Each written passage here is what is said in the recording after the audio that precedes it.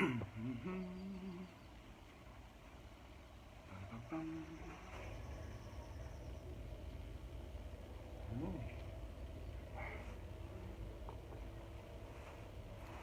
a esperar unos segundos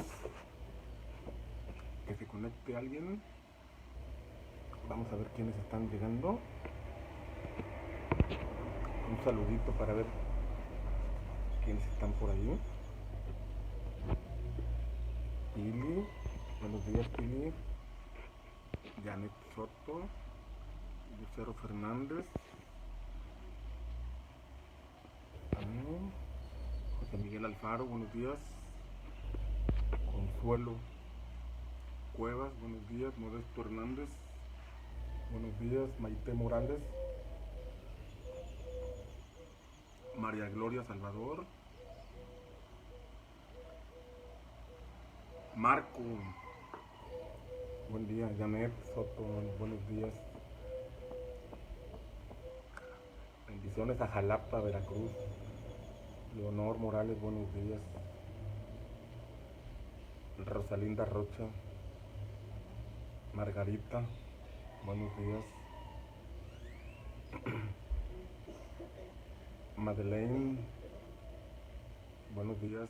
Pili, buenos días. Bien, qué alegría saludarles. 8 de la mañana con 10 minutos. Se me estaba durmiendo. Yo no tengo gallo, tengo aquí unas palomitas que cada mañana me cantan. Pero aquí estamos con la alegría de siempre. Edith, buenos días. Elodia, de Yanira Aguilar, buenos días. Abraham Rivera, buenos días. Abraham, Meli, Madeleine desde la Ciudad de México. Piedad Morales, buenos días. Gracias, también te deseo un maravilloso día. Aldo García, buenos días.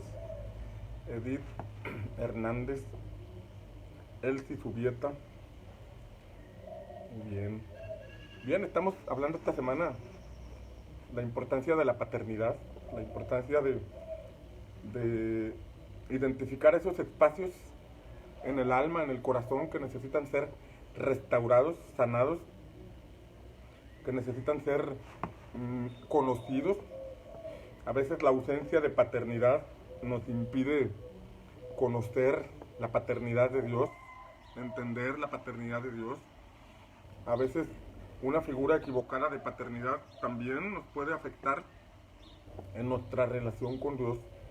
Entonces, Cristo vino a traernos el reino del Padre.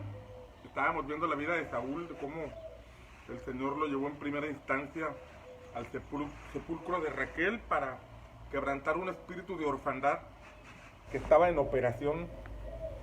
Y es bien importante identificar si hay algún espíritu de orfandad que nos estorbe, para con la ayuda del Espíritu Santo poder vencerlo, quebrantarlo y poder tener una revelación plena de nuestro Padre Celestial. Y para concluir esta semana quiero hablar un poco acerca de la paternidad de José con Jesús, de María y José con Jesús. Como sabemos, Jesús fue concebido en el vientre de María por obra del Espíritu Santo. El Espíritu de Dios vino sobre María y entonces concibió en su vientre a Jesús, el Hijo de Dios. Y cuando María le dio la noticia a José, yo quiero que imagines este cuadro donde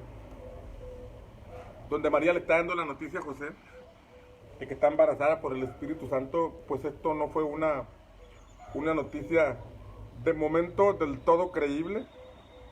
José seguramente tuvo sus dudas, porque dice la palabra que pensó en secreto, pensó dejarla.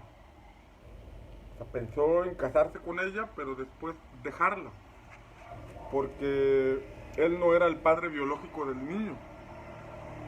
Él no era el padre biológico de Jesús. Pero en ese contexto, toda mujer que saliera embarazada podía ser apedreada, porque la ley era muy dura, muy estricta, y guardaban mucho ese punto de la maternidad. Y entonces José, como era todo un caballero, pensó en salvarle la vida y dijo, para no infamarla, para que no la apedreen, voy a casarme con ella y pues la voy a dejar. Porque él sabía que no era el padre del niño. Hasta que vino un ángel y le dijo que no rechazara a ese bebé, que no tuviera temor en tomar a ese niño, porque era hijo del Altísimo, era hijo de Dios. Pero veamos un punto aquí, como desde el vientre Jesús pudo haber experimentado rechazo. Y sabes que hay ahí un punto del rechazo que va más allá de nuestra mente consciente. De nuestra mente consciente. Hay asuntos que escapan de nuestra memoria. Por ejemplo, asuntos que ocurrieron mientras estábamos en el vientre de nuestra madre. Ahí no tenemos memoria de lo que haya ocurrido en el vientre de nuestra madre. Sin embargo, los acontecimientos que se llevaron a cabo mientras estábamos en el vientre de nuestra madre pudieron afectar nuestra vida, nuestra alma. Hace días te platicaba cómo le hablaba a mis hijos desde el vientre, desde que estaban en el vientre, y cómo Josías identificó mi voz cuando lo cargué. Y los estudiosos de la conducta humana señalan, los especialistas señalan que efectivamente si hay un asunto que afecta al bebé cuando está en el vientre, palabras de rechazo, sentimientos de rechazo, todo eso afecta desde que está el bebé en el vientre. Pero aquí vemos al Espíritu de Dios hablando con José para que no rechazara a ese bebé. Lo estaba rechazando, aunque iba a permanecer con María, ya estaba en su mente rechazándolo, porque no era hijo biológico de él. Pero aquí vemos al Espíritu de Dios cuidando a Jesús, ¿no? De no recibir rechazo. Muchos de nosotros pudimos haber nacido y mientras estábamos en el vientre de nuestra madre haber experimentado rechazo. Sin embargo, este comentario no es para juzgar a nuestros padres o para traer malos recuerdos a nuestra mente. Este punto tiene que ver con identificar esas áreas que fueron afectadas para buscar en el Señor sanidad. No se trata de buscar con lupa o hacer una regresión o algo por el estilo, sino identificar desde dónde pudo haber iniciado algún problema en nuestra vida, desde dónde pudo haber iniciado alguna situación en nuestra alma que nos afectó, para poner eso en manos del Señor y pedir sanidad. Es decir, identificar dónde está el dolor o la raíz de nuestro dolor, la causa de nuestra dureza de corazón o diferentes situaciones o velos que tengamos en nuestra vida, para desde ahí pedirle al Señor sanidad. Te repito, no es un asunto de regresión, no es un asunto de andar escarbando, sino más bien identificar dónde está el daño, dónde está la raíz de nuestras afectaciones. En el caso de Jesús fue eso, ¿no? Quiso entrar un espíritu de rechazo, pero el Señor vino a José y lo conminó a que no dejara al niño. Ahora, si nuestro problema está desde el vientre, es imposible recordarlo en nuestra mente. Sin embargo, podemos buscar en Dios una sanidad para asuntos del alma. Cuando el niño nació, cuando Jesús nació, a los 8 días fue llevado al templo fue circuncidado y llevado al templo en el momento oportuno para ser presentado delante del Señor. A los niños judíos, cuando nacen a los 8 días, los circuncidan. Y los circuncidan como señal de pacto, como señal de que forman parte del pueblo de las promesas. Eso es algo que está escrito en la ley y que los judíos cumplen. Nosotros no somos judíos, y por tal motivo no hacemos esa circuncisión en nuestros niños, pero la enseñanza de la circuncisión es algo que debemos nosotros atesorar, Porque la enseñanza de la circuncisión tiene que ver con pactar, con presentar a nuestros hijos delante de Dios para ponerlos como parte del pacto con Dios. Que decir, Señor, me comprometo a llevar a mi hijo por el camino correcto, enseñarle con el ejemplo, conducirlo en la verdad, llevarlo a conocerte a ti, ser un buen padre. Eso significa, ¿no? Actualmente presentamos a los niños en la iglesia para que el Señor los bendiga, pero a veces somos muy cortos en entender el significado de la presentación de los niños. Porque no se trata solamente, Señor, ahí lo pongo en tus manos y encárgate de él, sino que se trata de que como padres podamos ser responsables en la formación de nuestros hijos. Señor, te doy gracias por este niño que me has dado, pero te pido sabiduría para conducirlo, te pido sabiduría para instruirlo, para ser ejemplo en conducta, en palabra, en comportamientos y en fe. No es solamente llevar al niño y Dios ahí lo pongo en tus manos, porque en realidad Dios lo puso en nuestras manos, puso a nuestros hijos en nuestras manos para que nosotros los conduzcamos por el camino correcto. Y aquí vemos a José y a María llevando a Jesús, después de circuncidarlo a los 8 días de nacido y a los 40 días, si no me equivoco, eran presentados en el templo. Vemos que como padres estaban cumpliendo de no rechazarlo, en el caso de José, aunque no era hijo biológico, el Espíritu Santo le dijo, no lo rechaces, no tengas temor de tomar a ese niño como hijo, no lo rechazó. Vemos que a los 8 días ya lo estaban llevando a un asunto de pacto, estaban pactando con Dios para que fuera un hijo del pueblo de la promesa y lo estaban presentando en el tiempo oportuno. Posteriormente vemos en la escritura que a los 13 años, como veíamos ayer, a los 13 años fue llevado al templo con los doctores de la ley, los cuales se sorprendieron de las preguntas que Jesús les hacía. Se sorprendieron de las preguntas que el Señor a su corta edad les hacía.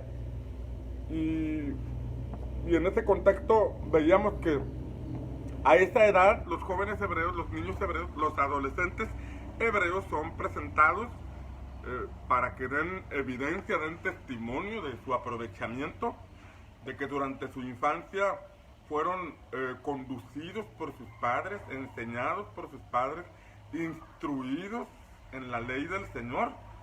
Como te repito, no era un asunto de memorizar, sino que era un asunto de comprender la ley del Señor. Y en esto, como padres, debemos ser claros. Llevar a nuestros hijos a una comprensión de los asuntos espirituales y no una imposición de los asuntos espirituales. Una comprensión de la importancia de conocer a Dios, de vivir en el temor de Dios, de conocer sus principios. Esta comprensión les permitirá el día de mañana tomar decisiones correctas, decisiones acertadas. Es alumbrar el espíritu del niño. Porque el niño en su mente puede memorizar los versículos. El niño en su mente puede memorizar los 10 mandamientos. Pero es en el espíritu donde debe comprenderlos. Es en el espíritu donde debe haber el alumbramiento. Porque es en el espíritu donde se toman las decisiones. Donde está la voluntad de las personas. Y entonces es llevar al niño de la memorización a la comprensión, a la ilustración, al alumbramiento. Por eso Jesús a sus discípulos les enseñaba por parábolas para que los principios espirituales del reino de los cielos los comprendieran mediante ejemplos cotidianos. Ejemplo de las doncellas esperando al marido, que era una actividad que hacían con una lamparita, esperando al marido, pero de ese ejemplo cotidiano de las bodas, el Señor sacaba una verdad espiritual para mostrar el reino de los cielos. Así funciona el reino de los cielos. Les decía, por ejemplo, el reino de los cielos es semejante a una mujer que guardó levadura en 3 medidas de harina, la cual leudó toda la harina, toda la masa. Les puso un ejemplo de cómo la levadura puede leudar toda la harina, toda la masa, leudarla, de igual forma es el reino de los cielos. Es decir, con ejemplos cotidianos los llevaba a la comprensión de las verdades eternas. O sea, si le hablamos a nuestros hijos del calcañar, les hablamos de la circuncisión, les hablamos de la manifestación de la gloria de Dios, en el libro de Ezequiel, capítulo 1, nuestros hijos quedan, o les hablamos de la bestia de 10 cabezas del Apocalipsis, de asuntos que de pronto son muy profundos y difíciles de entender para un niño. Bueno, el niño va a entender, va a memorizar historias, pero no va a comprender las verdades detrás de las historias. Entonces, más que enseñar historias, es llevarlos a través de esas historias, conocer los principios de la palabra del Señor. Jesús llegó y les hacía preguntas interesantes a los doctores de la ley. Y los doctores de la ley se sorprendían por la manera en que Jesús preguntaba acerca de las escrituras. En ese contexto vemos que Jesús, después de esta ceremonia, el Mizpah, donde era presentado con los doctores de la ley, sus padres volvieron a su casa porque era un asunto de ir de Nazaret, donde vivían, de ir a Jerusalén, donde estaba el templo. Era un asunto de trasladarse. Y dice la escritura que cada año lo llevaban, porque cada año tenían que subir a Jerusalén, y era una costumbre que como padres lo hicieron con Jesús. Y nosotros debemos comprender la importancia de la vida de la iglesia, del asunto de la iglesia. No es un asunto de que, pastor, ahí le encargo a mis hijos, cámbiemelos, sino que es un asunto de que como padres les ponemos el ejemplo, los conducimos y les enseñamos, les ilustramos por medio de nuestro testimonio lo que es la vida espiritual, la vida cristiana. Jesús fue llevado a ese lugar, pero la palabra nos enseña que después volvieron a su ciudad y Jesús se quedó ahí. Se les extravió a los padres. Gracias a Dios se quedó en el templo, ahí lo encontraron en el templo. Ahí lo encontraron con los doctores de la ley. No lo encontraron en una esquina perdiendo el tiempo, ni en un antro, ni lo anduvieron buscando en lugares equivocados, sino que lo encontraron en el lugar donde debería estar. Pero mira esta parte. Sus padres le preguntaron, ¿por qué nos hiciste esto? ¿Por qué nos has hecho esto? Y Jesús les respondió que era necesario estar en los negocios de su padre. Ojo aquí. A los 12 años, a los 13 años, Jesús ya tenía un entendimiento de cuál era su asignación en la vida. En los negocios de mi Padre me es necesario estar. A sus 12 años ya tenía un entendimiento de la paternidad de Dios. A sus 12 años ya tenía una revelación de su asignación. Y como su asignación tenía que ver con ser el Cordero de Dios que quita el pecado del mundo, pues él estaba con los doctores de la ley entendiendo y preguntando y aprendiendo asuntos que tenían que ver con su llamado. O sea, esto a mí me pega porque esto me dice que a los 12 años mis hijos ya deben saber por qué están en esta vida. A los 12 años mis hijos deben saber cuál es su asignación en la vida. Esto me lleva a entender que desde pequeños tenemos que ayudarles a descubrir sus talentos, sus habilidades, sus gustos, sus preferencias, porque mucho tiene que ver eso con el llamado o el propósito que tienen en la vida. Y ser un buen mentor, un buen direccionador para que mis hijos descubran su llamado, su asignación y conducirlos hacia allá, llevarlos hacia allá. Esto me habla de una paternidad más específica, más responsable. Una paternidad en donde el Señor me confía la enorme tarea de ser un buen direccionador de mis hijos. De tal forma que a los 12 años yo no tenga miedo de que anden por allí en un antro, yo no tenga miedo de que por allí estén viendo cosas equivocadas en las redes sociales, yo no tenga miedo de que se me vayan a perder, porque hubo un buen fundamento, de manera que en la edad de la adolescencia saben distinguir entre el bien y el mal y saben hacia dónde deben tomar sus decisiones, dirigir su vida para alcanzar el propósito. De manera que cuando llegan a la edad en que tienen que elegir una carrera universitaria, no andan de Tin Marín de Doping Güey, sino que como ya saben cuál es su asignación en la vida, eligen una carrera que aporte a su propósito. Es decir, no eligen una carrera para que les vaya bien, no eligen una carrera para hacer dinero, no eligen una carrera porque ven que a alguien les va bien con esa profesión, sino que ya saben cuál es su asignación en la vida y buscan la carrera que aporte a los dones y al propósito por el cual Dios les dio vida, les dio existencia.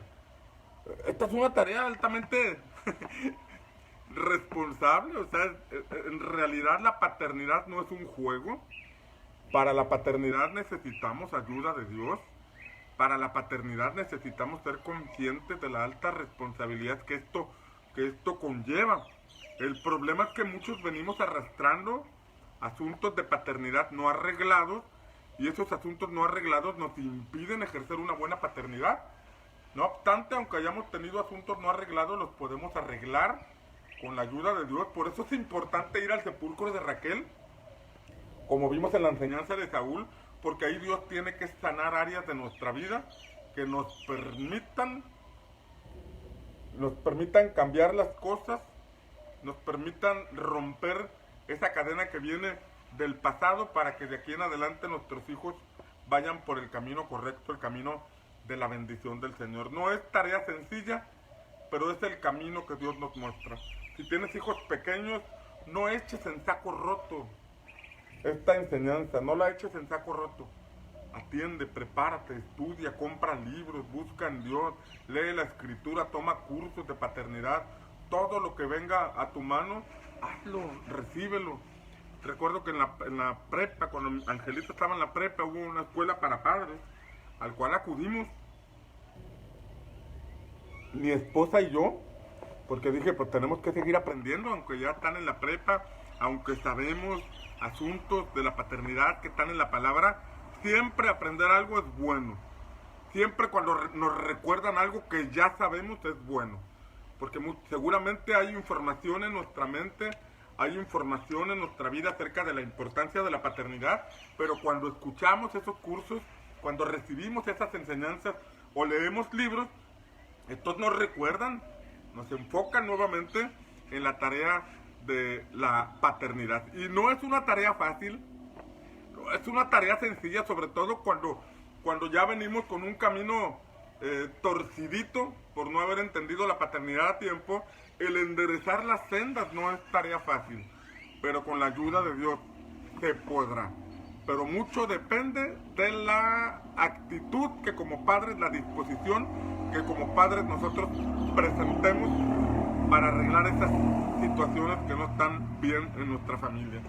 Entonces aquí vemos a José y a María encontrando a Jesús en el templo, enfocado en su propósito, aprendiendo acerca de su propósito. Que el Señor nos ayude a que nuestros hijos no se extravíen en los laberintos de este mundo, que el Señor nos ayude a que nuestros hijos no se pierdan entre tantos caminos torcidos que hay en el mundo, y que nos dé gracia y sabiduría para poder conducirlos. Entonces María, dice la Biblia que María cuando escuchó eso, guardó esas palabras en su corazón y meditaba en ellas, porque quizás María todavía no tenía entendido, no tenía la comprensión, ni María ni José, del llamado de Jesús, pero Jesús ya lo había recibido, ya se le había revelado. Pero dice la palabra ahí que Jesús volvió a casa con ellos, y esta parte es la que quiero que veamos. Volvió a casa con ellos y estuvo sujeto a sus padres. Estuvo sujeto a sus padres. Y yo quiero que veas algo, o sea, como padres, como José y María como padres, la responsabilidad de cuidar al Hijo de Dios. O sea, no era una tarea sencilla.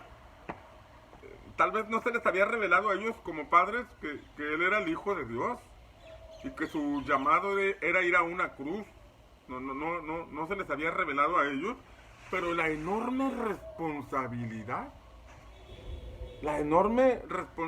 de lograr que su hijo, con ese tremendo llamado, permaneciera sujeto a ellos.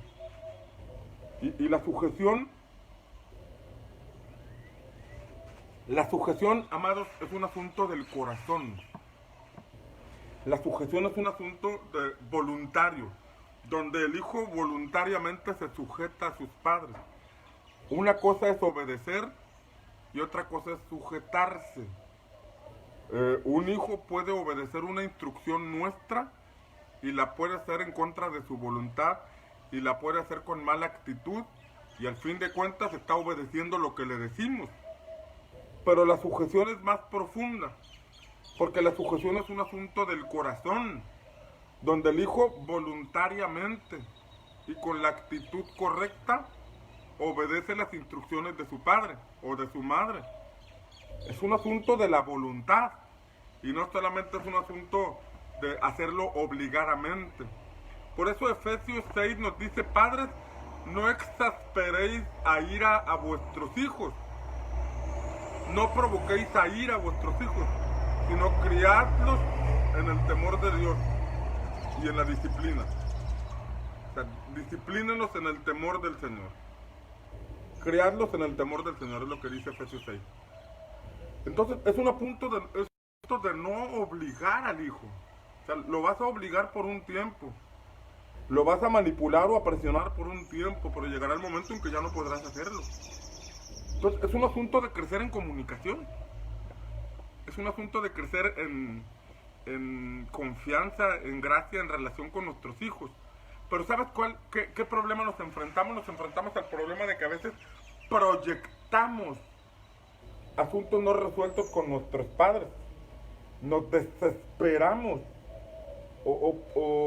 Yo recuerdo que una vez me compré un libro que me llamó la atención, que se llama Tu hijo, tu espejo. No es un libro cristiano, lo compré en una librería secular, pero me llamó la atención y decía: tu hijo, tu espejo. Y entonces me llevó a comprender que muchas cosas que me incomodaban o me molestaban de mis hijos eran asuntos que realmente veía en ellos, eran asuntos míos, que veía en ellos, asuntos no resueltos míos, que veía en ellos, en los cuales me llevó a comprender que me estaba proyectando un problema que yo tenía y que veía.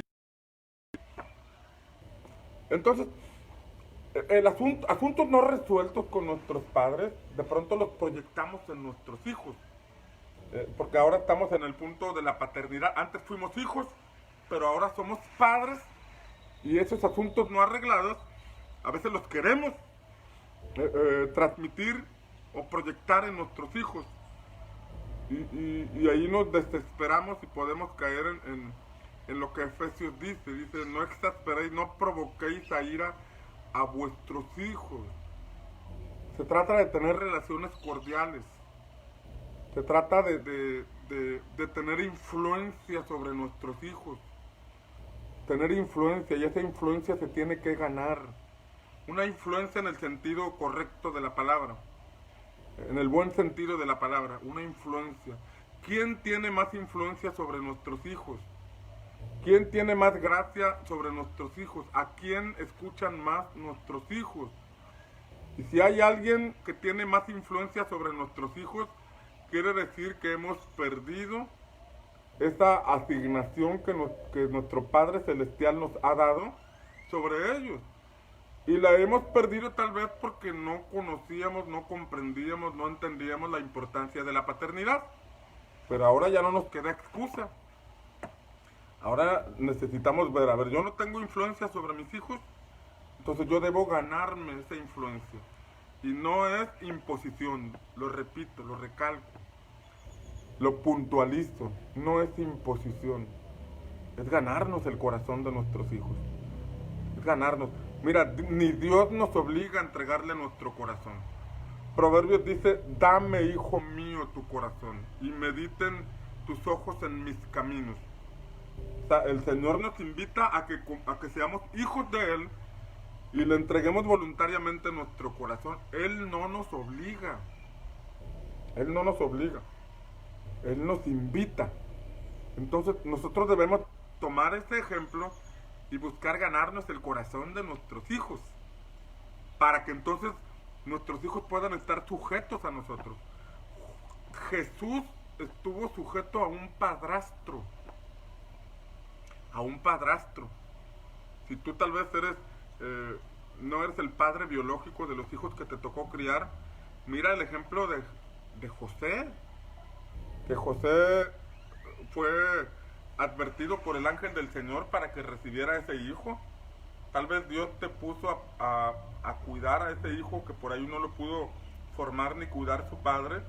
Sin embargo, Dios te ha dado esa facultad de poder cuidarlo, de poder instruirlo, y aunque no sea tu hijo biológico, lo puedes llegar a amar como si fuera tal.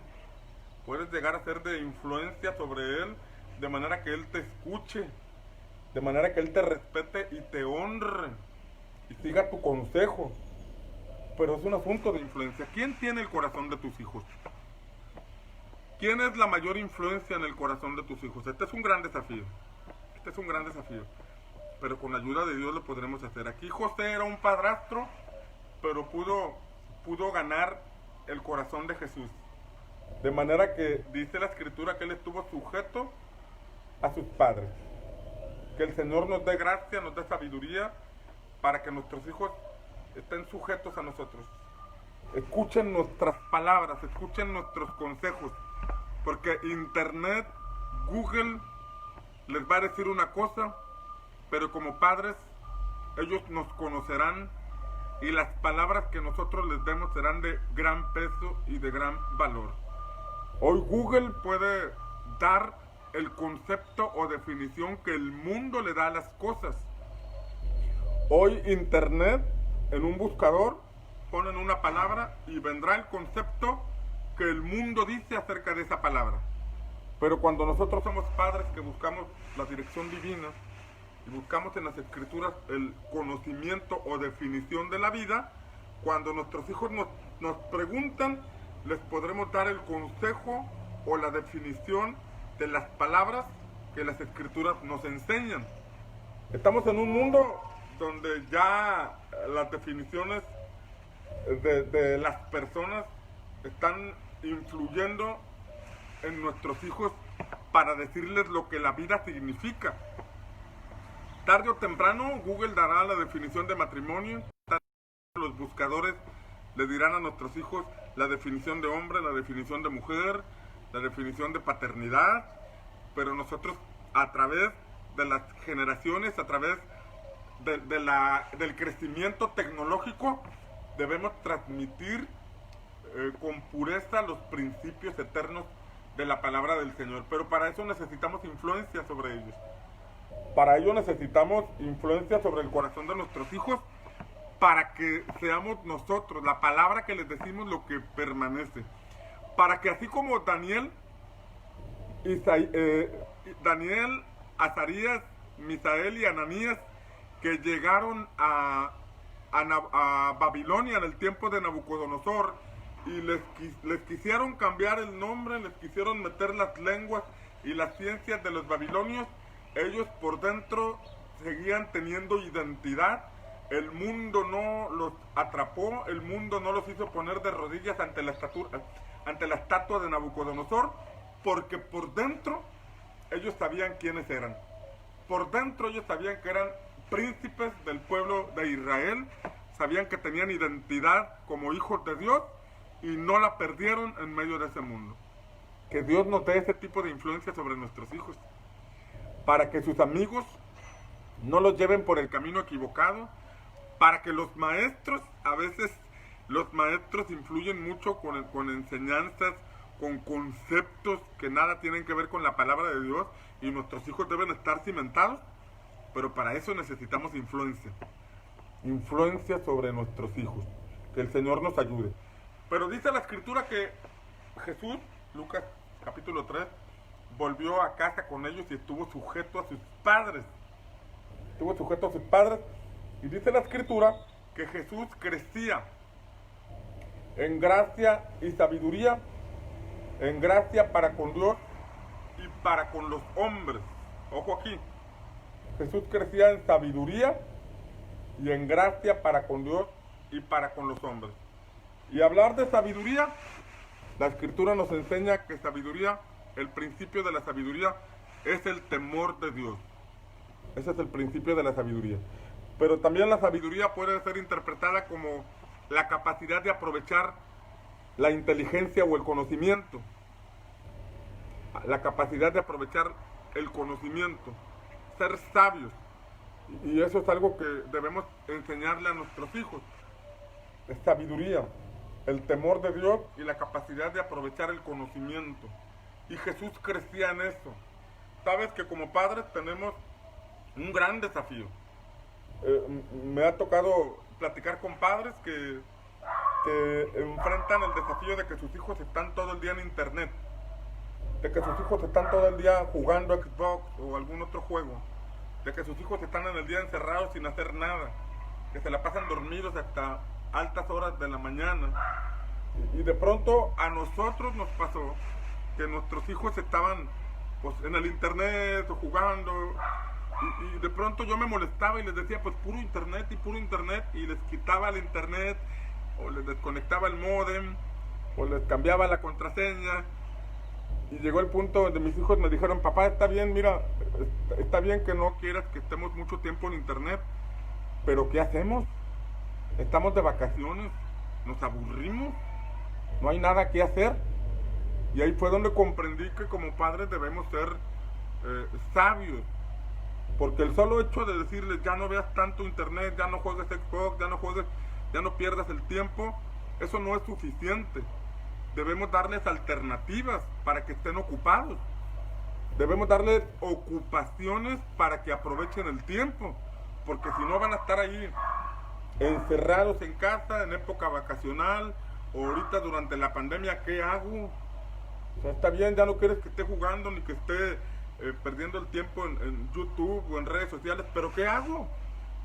Y entonces es cuando le debemos ofrecer opciones. Antes, cuando nos ocurrió eso, no estaba la pandemia y bueno, los metimos a practicar deportes, los metimos a estudiar música, a estudiar canto, a diversas actividades que los mantuvieran ocupados, que aprendieran. Entonces tal vez ahorita por esta situación que estamos atravesando no puedas enviarlos a tomar un curso presencial, pero hay demasiados cursos en internet, hay tutoriales de diversas índoles, tutoriales de música, tutoriales de repostería, tutoriales de confección. Hay tantas alternativas para aprovechar el internet bien, pero uno como padre debe darle esas opciones. El hijo va a tener la tendencia a querer jugar o ver otras cosas. Esto no va a ser sencillo, y es aquí donde nosotros debemos ser prudentes y ofrecer una especie de recompensas, por el aprovechamiento, llevarlos a elegir, como veíamos ayer, a elegir el río que los va a llevar a donde está el tesoro, pero debe ser algo en donde ellos lo logren ver, que les interese. Recuerdo que a mi hijo le gustaba mucho ver a un chef que preparaba hamburguesas y mira papá la hamburguesa y le dije, bueno, a ver qué día me preparas una, ¿no? Sí, va. Y a comprar los ingredientes y por ahí nos preparó la hamburguesa y le quedó riquísima a mi hijo Josías, la preparó tal y como la explicaban en el tutorial. Entonces, veamos esta necesidad de poder encontrar, me está cayendo agua ya, de encontrar alternativas para no tratar de decir, ya no lo hagas, ya desconecta eso, sino entender la importancia de conducir a nuestros hijos por el aprovechamiento del tiempo. El aprovechamiento del tiempo que les permita crecer, estar ocupados, y en la experimentación de las cosas descubran lo que les gusta. En la experimentación de las cosas. Ya vi que me gusta ser chef. Ya descubrí que me gusta la música. Me llama la atención la manufactura. Me llama la atención la ciencia, la medicina. Por medio de los tutoriales podremos llevarlos a encontrar eso que les llama la atención, eso a descubrir los talentos o los dones o el llamado que tienen en la vida. Jesús crecía en sabiduría. Pero también crecía en gracia para con Dios y para con los hombres. Y la palabra gracia significa favor. Jesús crecía en favor para con Dios y para con los hombres. Y esto me habla de que como padres José y María condujeron a Jesús a hallar el favor del Padre, a hallar el favor de Dios, a enseñarle la manera en que podía encontrar el favor de Dios, el respaldo del Señor. Como padres debemos enseñarle a nuestros hijos los beneficios de estar bien con Dios. Es algo que el niño tiene que comprender, los beneficios. La semana pasada mi hija le dio el diezmo al Señor. Mi hija Angelita está trabajando y ella le dio el diezmo al Señor. Y esta semana le dieron otra oportunidad de trabajo. Entonces, nosotros no le decimos que tiene que dar el diezmo a fuerza. No, es una enseñanza que ella voluntariamente realizó. Y esta semana que le abrieron la puerta a un trabajo, yo le dije a mi hija, hija, ¿sí sabes por qué se te abrió esa puerta? ¿Recuerda lo que hiciste? Dijo, sí, papá, fíjate que sí. Entonces ella lo está entendiendo. Ella está comprendiendo que hay llaves, que hay principios como la obediencia a Dios que desatan favor sobre nuestra vida. Recuerdo que desde chiquita en alguna ocasión que nos tocó sembrar nuestra camioneta y nos quedamos a pie un tiempo, la sembramos para comprar unas cosas en la iglesia y nos quedamos a pie y Angelita tenía, yo creo que algunos 3 años, 2 años y medio y le tocó caminar para ir a la casa de la abuelita y agarrar micro. Y recuerdo que en ese contexto mi hija empezó a tener sus luchitas y decir, mira mamá, ¿por qué estamos batallando? ¿Por qué no pasa el microbús? Y mira mamá, ¿habrá valido la pena sembrar esa camioneta, regalar esa camioneta? Mira, estamos batallando, Dios no nos ayuda. Y recuerdo que Flor le dijo a Angelita, ¿sabes qué, mi amor? Vamos a orar para que Dios mande un microbús. Vamos a confiar en Dios para que el Señor mande el transporte y no tardemos mucho tiempo aquí.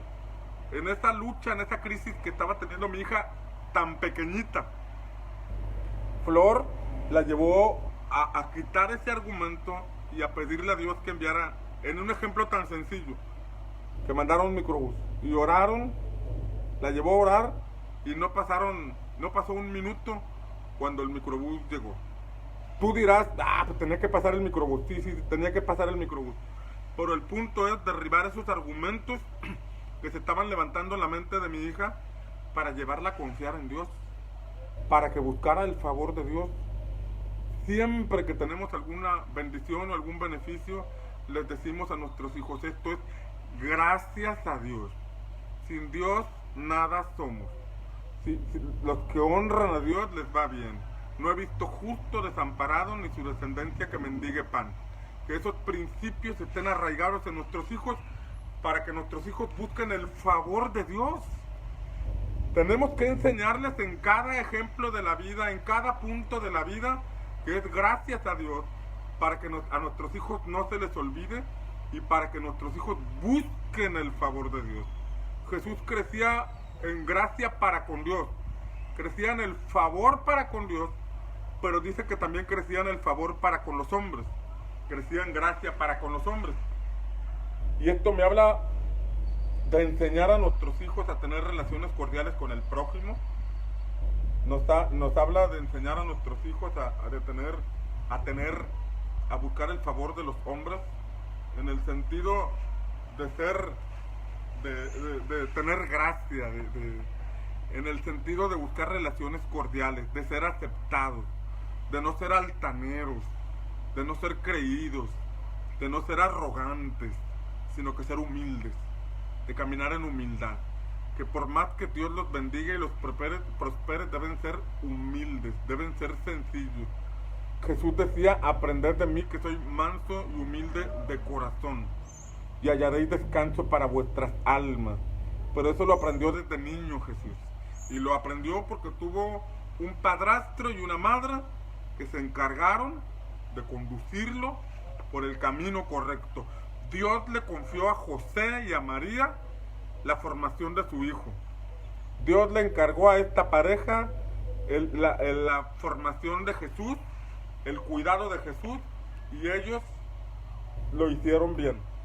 Que Dios nos ayude a nosotros a hacerlo bien, para que formemos de nuestros hijos una generación de campeones, una generación de hijos e hijas de fe, que sean hijos del reino, que sean hijos que esperan el cumplimiento de las palabras de Dios, que caminan en integridad, que caminan en justicia y que forman familias de reino en el momento oportuno, que saben elegir bien la pareja en el momento oportuno, que encuentran su propósito y su asignación en la vida. Ya me está cayendo agua.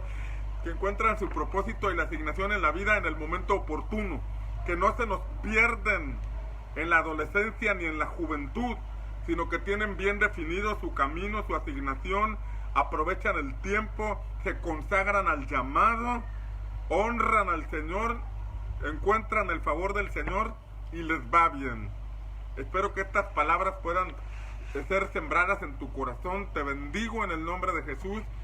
Y si eres padre de familia, le pido al Señor que traiga a tu vida sabiduría, entendimiento, dirección.